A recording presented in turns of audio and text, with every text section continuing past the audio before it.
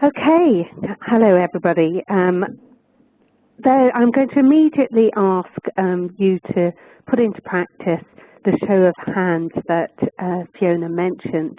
Can you raise your hand if you've ever been made redundant? Okay, few people. Or if you know anybody who's been made redundant?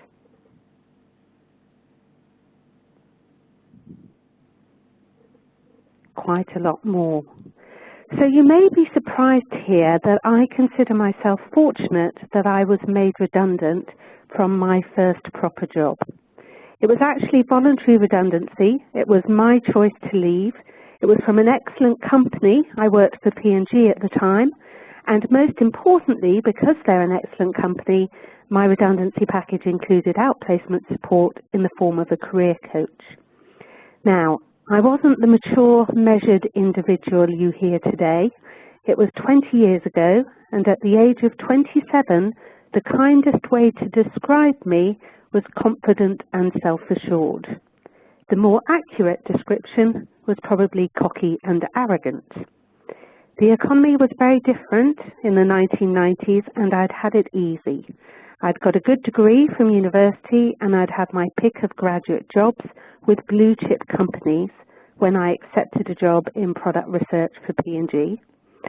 But when 4.5 years later I decided I was more interested in people than washing powders, I fully expected to just be able to do what I wanted. Thank goodness I had a career coach to save me from my naivety. He explained to me, you care about your career, organizations care about their business. You've got to connect what you want to what the organization wants. 4 months later, I started my new job as a training manager, working for Accenture, and I've proactively managed my career ever since. But it's always saddened me that I only got that support when I was leaving an organization rather than when I was staying in an organization.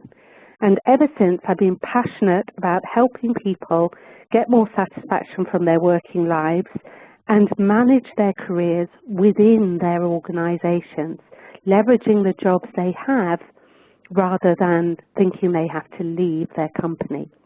Ironically, 20 years later, I'm back in Newcastle where I started my career. So you do wonder whether I might have managed to achieve what I wanted if I'd been a bit more proactive within P&G. Again, let me ask you to use the functions that Fiona described. I'd be interested in your thoughts on how many hours you think you're going to spend working in your lifetime. Just type in a number.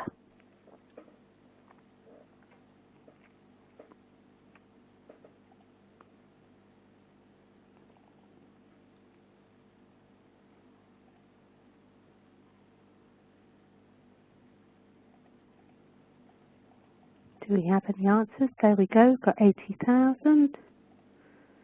20,000. Any other thoughts?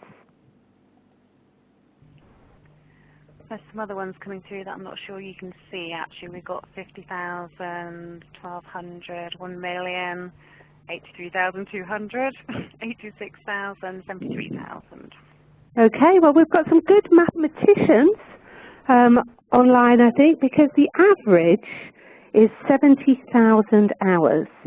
Now, you know, let's face it, most of us don't work an 8-hour day and a 5-day week, so it probably is higher than that. There's a lot of you identified. And maybe I should stress that what I mean is how many hours you spend at work, because people may have varying views on whether people are working when they're at work. But it's a long time to be unhappy at work. Over 75% of our weekly energy is focused on work. Preparing for work, getting to work, talking about work, worrying about work. So it makes sense to devote time and energy to actively working on it and making it as satisfying as possible. So In the next 45 minutes or so, you'll pick up the information you need to take control of your career within your organisation and discover some specific strategies you can use to make progress. And the way that we're going to do that is we're going to look at what I call the ABC of career management. And this is really building on what I learned all those years ago from my initial career coach. We're going to look at you and your ambitions. We're going to look at your organisation and the business context in which you operate. And we're going to look at how you can connect the two to successfully influence others to shape your career in the way you want it. I said I was passionate about helping people get more satisfaction from their working lives, and that means helping people identify what satisfaction means to them. In other words, what are your ambitions when it comes to work? Career success means different things to different people.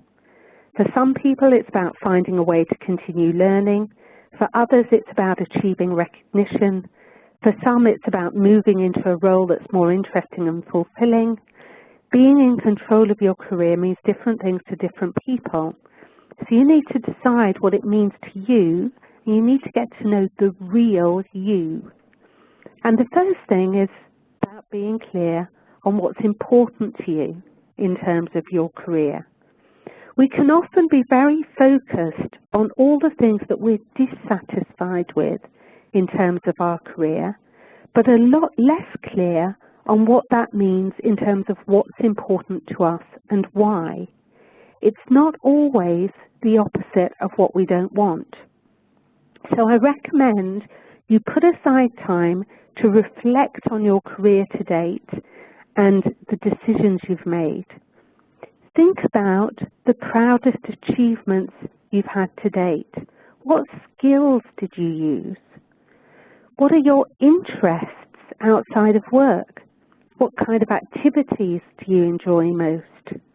What are your values in relation to work? How might they differ from other people you work with? What kind of work environment do you prefer? What kind of people do you enjoy working with? Think about your favorite job. What did you love most about it? What does that tell you about what's important to you in terms of your career? So no matter what your experience, if you've had a number of jobs, it can be useful to look at what you enjoyed about each one and what was different about the different organizations. But even if you've just had one job or worked for one organization, you think about the different elements of it and which you enjoyed most and which were most rewarding for you. Now, a lot of this can be achieved through self-reflection, but self-assessment activities or psychometric tools and working with a coach can help you develop further insight and self-awareness if that's helpful for you. And a lot of the resources that are available to you through the Open University and Career Farm will help you with that. In fact, the director of Career Farm, Jane Barrett, wrote a book called If Not Now, When, which has a lot of self-assessment activities that can help you with your thinking. So if this is easy to you, great. But if you need further help with it, then there's lots available.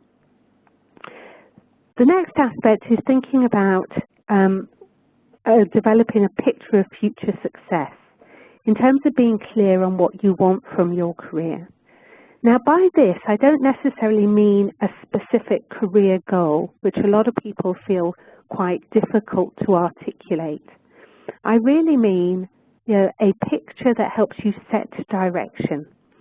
So it's almost like waving a magic wand, projecting yourself into the future and imagining that you are totally satisfied with your career. And there are a number of questions that you can ask yourself to help you develop that picture of future success. So suppose you could wave a magic wand and suddenly you're 2 years into the future and your career has progressed better than you could possibly have imagined. What would tell you that you've been incredibly successful? what would you, and by that I don't mean just job title or, I've been promoted, but really bring that picture to life. What would you actually be doing on a day-to-day basis? Where would you be working? And by that I mean which city, which town, what kind of office, what kind of location. Would you be inside? Would you be outside? Who would you be working with? Who would you be working for? Who would be working for you? Are there named individuals that you would like as part of your team or as your boss? What are you actually delivering or producing? What feedback are you receiving from others? What other signs would tell you that this was your future success? Make it as positive and observable and detailed as possible, but don't worry too much about whether you think it's achievable right now. This picture of future success is simply to set a direction towards which you can focus your career development efforts. Life is changing all the time, and your picture of future success will change with it, so you'll need to review it regularly, but it is just a horizon to work towards. The third area when it comes to your ambition is thinking about the progress you've already made in your career. Whatever stage you're at in your career, it can be safely assumed that you have made some progress already, that you're already on the way, and that you have at least some of the skills and resources you'll need to make the progress you wish to make. So if you think about that picture of future success and you imagine that that's 10 on a scale of 1 to 10, then think about where you are on that scale right now.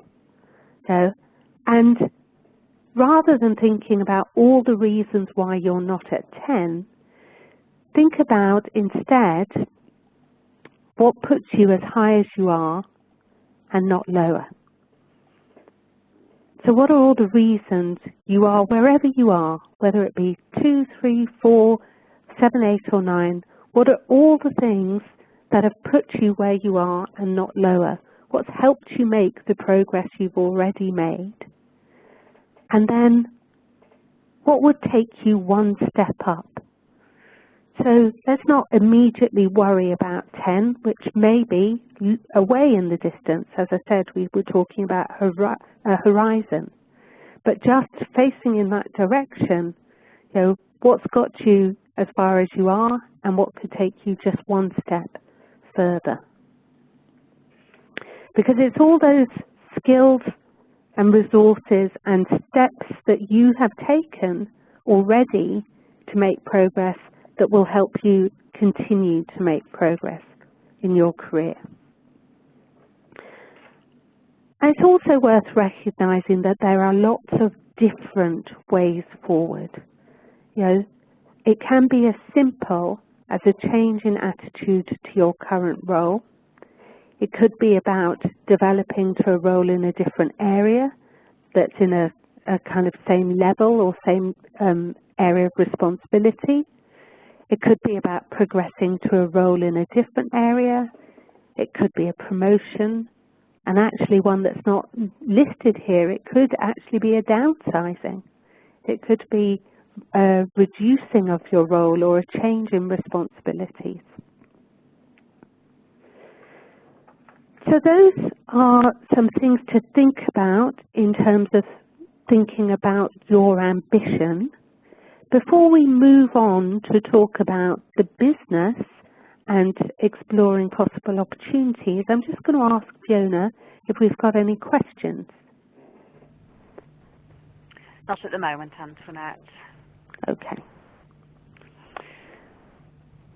Okay, so please do, if you are thinking of anything, then please do type it in the box so that we can pick it up as we go along. But the next thing to think about is the business side of things. And it might seem contradictory because I've just said that you need to focus on you and your ambitions and you need to get to know the real you. But actually, it's not all about you. As I discovered early on from that story you heard, to successfully manage your career, you also need to think about the organization and the industry in which you operate. You need to focus on what the business needs. Career success essentially relies on three things from your perspective. It relies on ability, it relies on motivation, and it relies on opportunity. Now, from the conversation that we've just had around your ambition, hopefully, if you're heading in the direction that you've identified for yourself, that will be motivating to you. So that kind of ticks the motivation box. From a business perspective, we now need to look at ability. Are you able to do the kind of role that you want to do? And then we need to look at how you can create the opportunity to do that and how you can influence that in order to create the opportunity or take advantage of the opportunities that are presented to you, or evaluate the opportunities presented to you so that you can choose from those options. So the first thing we're going to look at is, if you've identified a particular direction that you want to go in, it's about doing your homework and analysing what will be required. So there's no point about thinking about your own strengths and aspirations without thinking about how those could align with the goals and ambitions of your function, your organisation, and your industry. So what training or education would you need to bring that picture of future success to life? If you're performing certain activities on a day-to-day basis, what training or education might be required? What experience might you need to gain? What personal qualities might you need? What skills might you need? What knowledge might you need?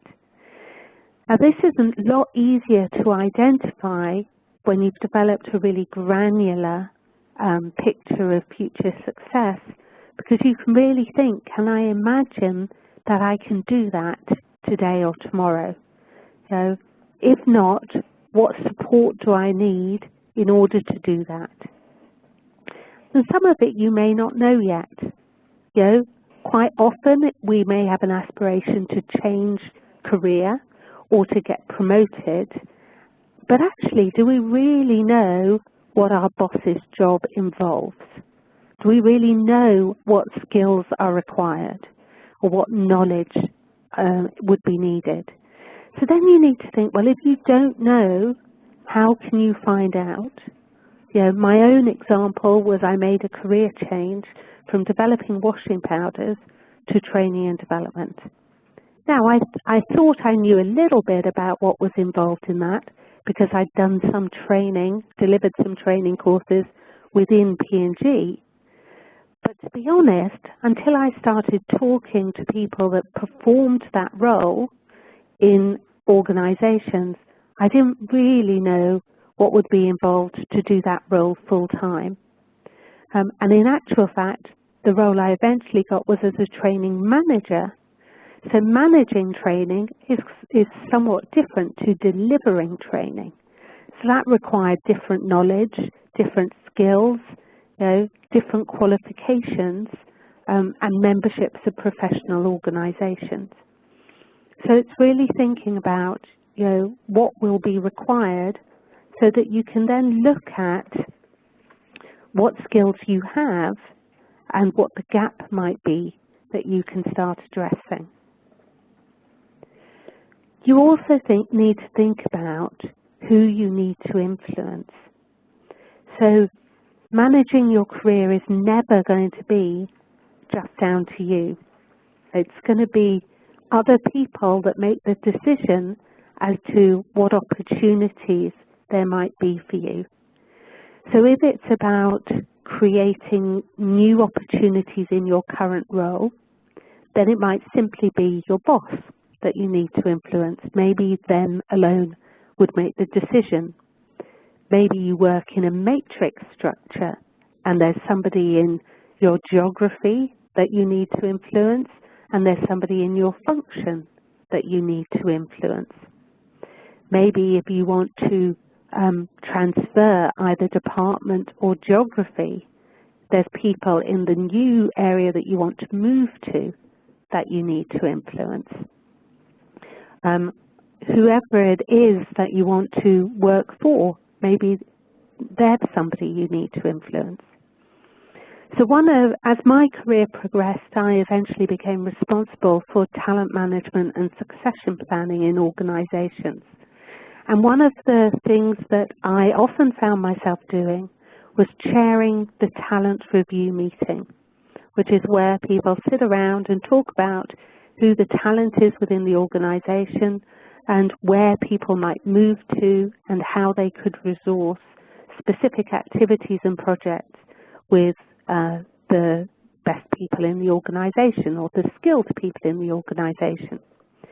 And one of the biggest barriers for the individuals that got named in those conversations was when people that needed to approve whatever was being recommended had never heard of them. So one thing you need to think about is, for the opportunity you're looking at, who are the people that would be involved in making that decision, and therefore the people that you need to influence. It's also about thinking about mentors and sponsors to support you. So one of the areas that you might want to develop is experience. Is there somebody within the organization who has the experience that you're looking for that might be able to mentor you? Is there somebody who has made the career progress that you want to make? And how could you benefit from their support? Is there somebody, again, if you're looking to move into a different function or a different geography within the organization, is there somebody in that different function or different geography that could be a bit of a sponsor for you? And so when they're hearing about opportunities, you're the name that they mention that could help you bridge the gap between where you are and where you want to get to. To make progress in your career, you'll need the help, support, and encouragement of others. Mentors can be invaluable in terms of objective advice, giving you the benefit of their experience, but also giving you the benefit of their contacts and networks. You know, they can introduce you to people that can help, and they can act as sponsors and champion you to others in the organization. So it's worth taking some time to identify those individuals who could assist you in some way, and then finding a way to inform them of your aspirations and career goals and asking their advice on how best to make progress. Out of interest... I've just got a quick question, actually. I don't know whether you want to answer this at this stage. Janet's just asked about whether you think networking plays a part in making a decision to move to a new career, i.e. meeting with people in different careers. Yes, definitely. I think networking is one of those words that strikes the fear of goodness knows what into most people. Because everybody imagines that it's standing around at conferences eating peanuts and drinking cocktails and having to talk to strangers. I'm pleased to hear that Janet doesn't seem to be referring to it in that way. Networking is critical in the definition of building relationships with other people. And that needs to go two ways, in actual fact.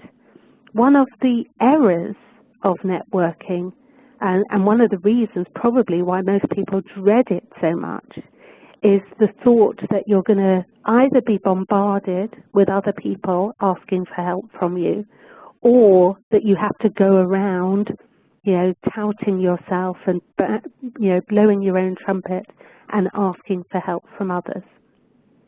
It isn't about that.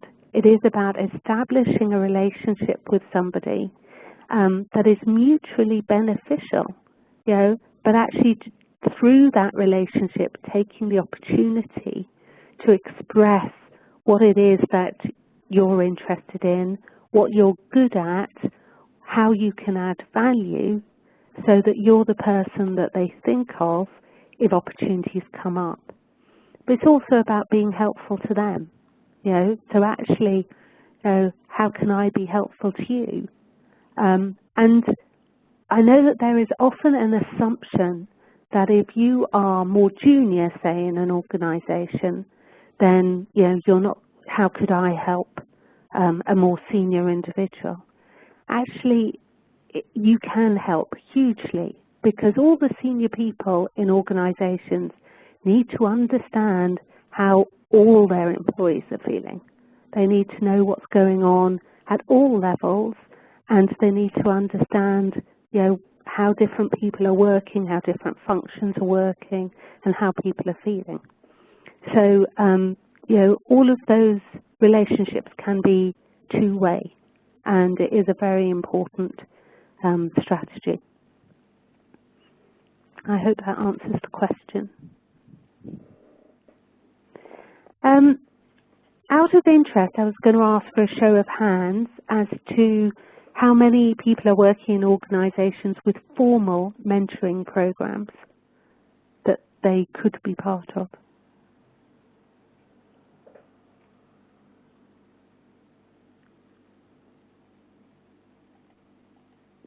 Okay. So there's quite a few. So, I mean, they are great opportunities. For them really to be helpful to you, you need to think about what it is that you need from a mentor. So, coming back to that picture of future success and then thinking about, well, what is the gap? What support would I like from a mentor in terms of, sharing their experience, getting some advice, getting introduced to certain people, etc., etc. You need to make that relationship work for you. For the many of you who aren't, don't have access to a formal mentoring program, then, I use the acronym ASK. A for appreciate. What are the skills and experience that you appreciate in others that you would like to benefit from? The S is about seeking out those people.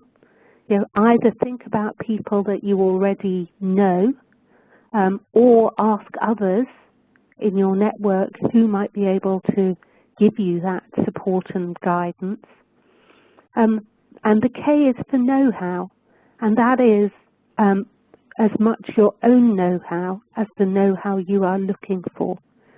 So if you're going to ask somebody for help, and ask for a 20-minute coffee, what might you be able to offer them in return? How might you be able to give back for the support that you're looking for? So don't think that you haven't got access to mentors just because you don't have a formal mentoring program. It isn't as easy, but it's still very, very possible. And most people are really flattered to be asked for advice and support. And in fact, this is very fresh in my mind because I just had a conversation with somebody earlier today who asked the very same thing of me, and I'm delighted to help, as most people I know are. So before we go on to the strategies for connecting your ambition to the business needs, Fiona, do we have any other questions? Not at the moment, no, Antoinette. Okay. I hope we're saving them all up to the end. Okay, so as I say, the next point, we've talked about your ambition, we've talked about the business. The real strategy of career management is making the connection between your ambition and what you personally need from your career with the business and what the organisation needs from you as an employee. And the key message is to help yourself by helping the organisation. And let me give you a little example of that situation. The person I was talking to earlier, who asked for my support, is very happy in his role. He's carved it out so it suits his passions, and he knows that it benefits the organisation. And everything has been fine up until very recently when his boss changed. And his boss has started to question what he's doing on a day-to-day basis. And that's meant that this gentleman has started to question his raison d'etre and what he's doing on a day-to-day basis, and made him feel slightly vulnerable as to the future of his role. So my suggestion to him was to recognize that he has been in a win-win. A win for him in that he was performing the role that he loved, and a win for his manager because he was performing a role that the manager was happy with. That balance has gone out of kilter. And what he really needs to do now is understand what a win for his boss would look like, so that he can then position his role in a way that meets the boss's needs and persuade the boss that he's the right person to be carrying out the things he's carrying out. And so that's the connection. So he needs to do the business piece first. He understands his ambition. He needs to research the business through his new manager's eyes, and then he needs to make that connection. And for making that connection, I see 3 strategies, which I call the 3D strategy. The first D stands for develop yourself. The second D is develop others' awareness of you. And the third D is develop your relationships. So let's look at each of those. The first is around developing yourself and continually developing the knowledge, skills and resources you need. Now, and that means actually thinking about your development plan and your learning and your efforts in the context of that picture of future success. Internal HR processes, and I say this as an experienced training manager, are normally designed to achieve the needs of the organisation, not necessarily your career. And they tend to be focused on the needs of the role that you're in rather than the role that you might aspire to. But once you have your picture of future success, you can be more assertive about pursuing formal and informal opportunities to take training, meet people, and investigate opportunities, projects, experiences that align with your career ambitions. So begin with the end in mind. Think about that picture. Think about your analysis of what knowledge, skills, experience and relationships you need to develop, and then think about your strategies for how you're going to close that gap. Make sure you're availing yourself of the full range of training available to you, but also identify those other opportunities. There's so much out there now that can help people learn and develop. There's almost too much, I think, which is why some people can get a little bit paralyzed and overwhelmed. And so having done almost like your personal learning needs analysis for your career goal and career aspirations, you're in a much better place to think about where you might develop yourself. It's also worth not limiting yourself to your own industry sector. Even if you're very happy to stay in your industry sector, you can beg, steal, or borrow great ideas from other environments in terms of developing skills. And it's also important to take advantage of all the publications that are available, blogs that are available, online resources, as well as the offline courses, exhibitions and conferences. The second strategy, so that's all focused on you. The second strategy is about developing others' awareness of you. And this really comes back to my point of the people who are making the decisions need to know who you are and need to have an opinion of you. They need to have an impression of you, a positive one, that means that when your name is the one in the frame for the opportunity that you're looking for, it's an easy decision for them to make. Now, Jeff Bezos of Amazon talks about your personal brand, and he says it's what people say about you when you're not in the room. And that's what you want to develop, a positive personal brand that communicates three key messages. You want people to think about what you do well, how you make a difference, and the kinds of challenges and projects that you would be good for, so you can develop in the way that you want to. And that means raising your profile by making the best and most visible impact you can. And a lot will depend on your own organisation as to how to do that, but there tend to be four possible areas. And this will depend on what you're most comfortable with.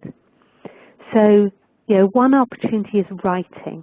So if you're a natural writer, you enjoy writing, you're good at writing, it's about writing articles in your area of expertise, developing your own blog, guest posts on other people's blogs. If your company has a blog, I bet they're always looking for people to write. If your intranet publishes, again, the person that looks after that will always be looking for contributions. And there may be wider contributions that you can make in the local or national press or your trade journal.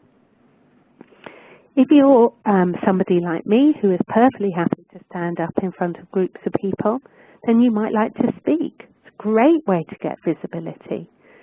Internal meetings, talks, lectures, conferences in your area of expertise, again, internal and external opportunities.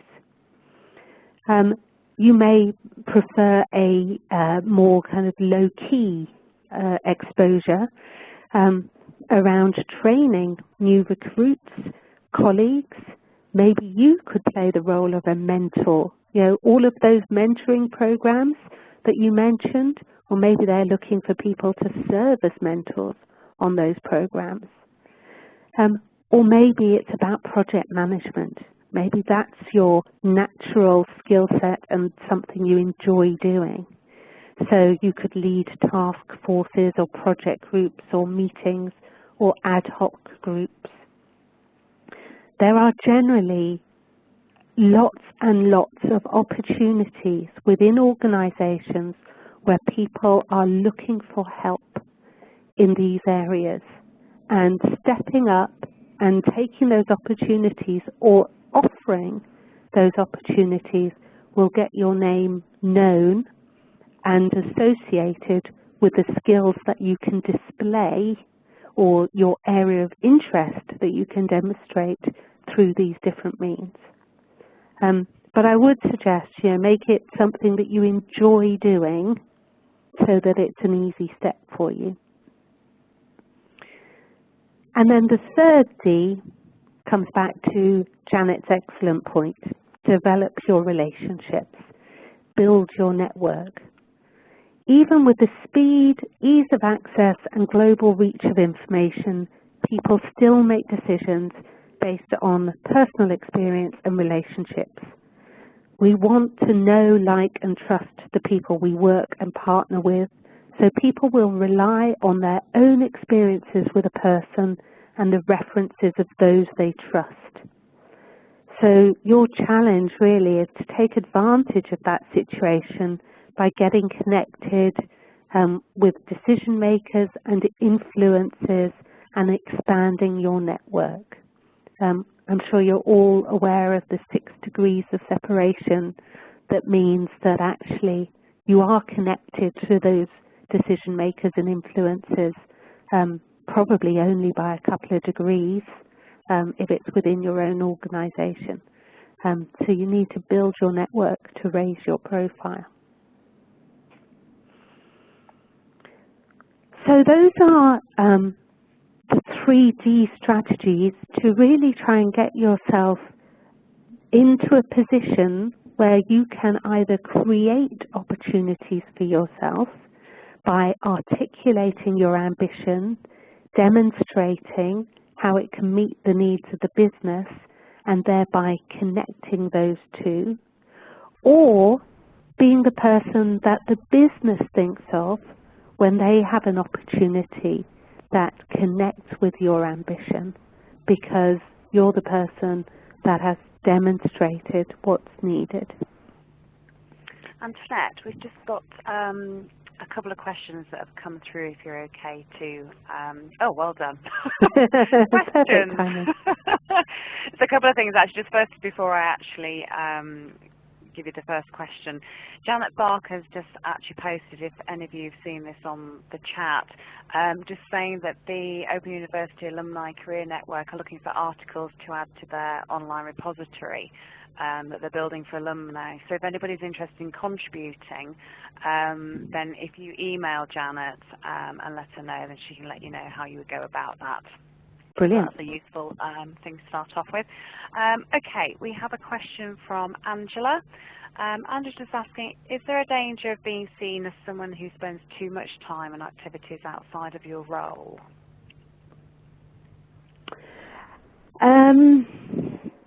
Good question.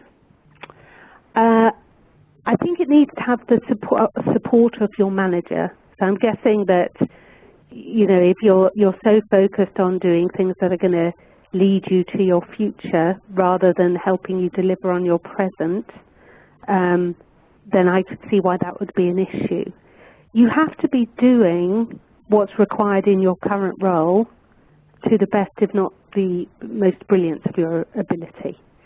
So if it looks like your extracurricular, as it were, activity is distracting you from what your manager wants you to be doing, or what the business wants you to be doing, then yes, I suppose there is that danger. So it does very much have to be a yes and. Yes, I am performing my current role brilliantly, and I am contributing to the organisation in a wider context. Okay, hopefully that answers your question, Angela. We have a question from Tim. Tim's just asking for any advice on how to influence people who are at a distance. A scenario being that senior staff are based in London and they're much harder to be visible to when most of the work's carried out locally. Yeah, a real challenge. And that's where maybe some of these more online methods might be useful. So maybe more of the writing side of things, or if there are some national project teams that could be got involved with. Well, so a couple of things. Taking any opportunities to go to the conferences or the events that they might be at. If they visit the location, making sure that you're there, seeing if you can create opportunities to get known to them. So, for example, at my last organisation, we had what was called town hall meetings. So all company meetings or all hands meetings, whatever your particular organisation calls them. Maybe you can offer to help organise it, or you can offer to do a slot at that gets you then kind of closer to them when they visit. But otherwise, I think it is about the opportunities that aren't geography bound. So maybe it's national projects that are high profile, or even local projects actually if they're high profile, or the online communications if there are opportunities for that within the organisation. Okay, thank you, Antoinette. Hopefully, Tim, that answers your question. Obviously, if any of you have got any more questions, just send them through. Actually, I've got one that's come through chat from Keisha. Keisha's just asking, or saying, my manager becomes quite defensive when I request further challenges. How can I manage this relationship? Okay. So I guess the question would be what kind of challenges that you're asking for and how easy you're making it for your manager. If you can, what I would suggest is that you make it as easy as possible for them. So put yourself in their shoes and think about what problems they're trying to solve, and how can you help them solve the problem they need to solve in a way that gives you the challenge you desire. If you just go to your manager and just say, yeah, I'd like something new, please, it puts the burden totally on them, and that's quite tough. They've got a lot of things to think about already. So I would take a bit more time to try and understand what they're dealing with, and then look at ways you can be helpful to them.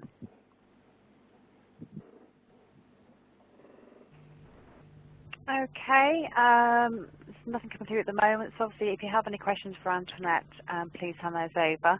I'm just going to put Janet Barker on quickly so she can let you know about the next webinar session. So hopefully Janet's there. Hello, yes, good evening everybody. Hope you're enjoying the session so far, and thank you for attending on this very, very wild night.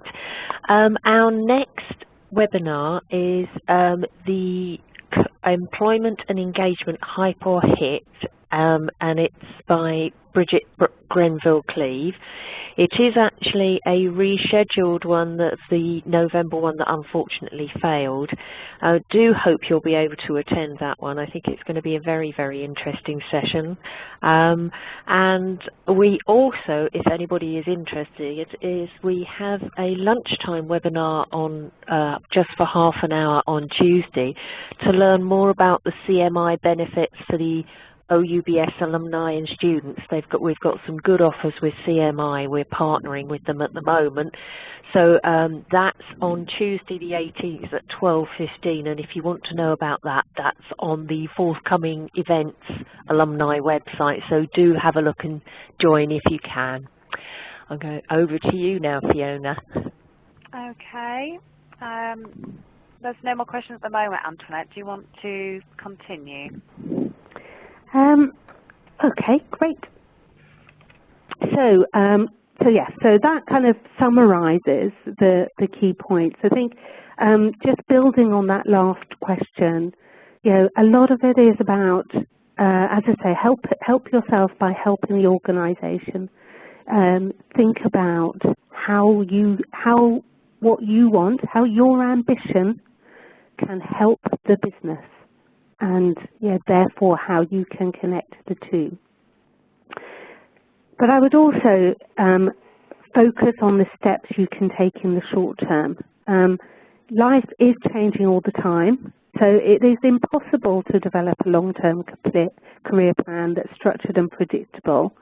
So you need to focus on those concrete things that you can change, the specific skills you can acquire, or the particular tasks you can complete in the next 6 to 12 months, which will take you in the direction you want to go. So, coming back to that scale we mentioned earlier, think about what would be different if you were just 1 point higher up that scale. What would help you move towards that? What do you like about your current role that perhaps you could do more of? What other opportunities might your current role offer? Don't be put off or limited by your job description or your duties or your responsibilities. What projects could you take on to develop new skills? How could you offer to help some of the problems that your manager and colleagues are dealing with? And how could you gain new experiences and demonstrate your capability? And most importantly, don't neglect to ask for the opportunity, no matter how ambitious, but do try and make it as easy as possible for the decision makers to say yes to. If the opportunity you ask for is going to cost a huge amount of money and take you out of the business and not deliver any perceived value to the organization, you're going to have a slim chance of success. So you need to think about that opportunity and present it in a way that it has a clear business case of adding value to the organization. And on that note, I'm just going to leave you, I think, unless we have any further questions, with a 3-day challenge, which is thinking about, what can you do immediately to put these ideas into practice. So 3 working days is next Monday. So what can you do between now and next Monday, which even gives you the weekend, to take some steps that immediately help you take control of your career and move forward.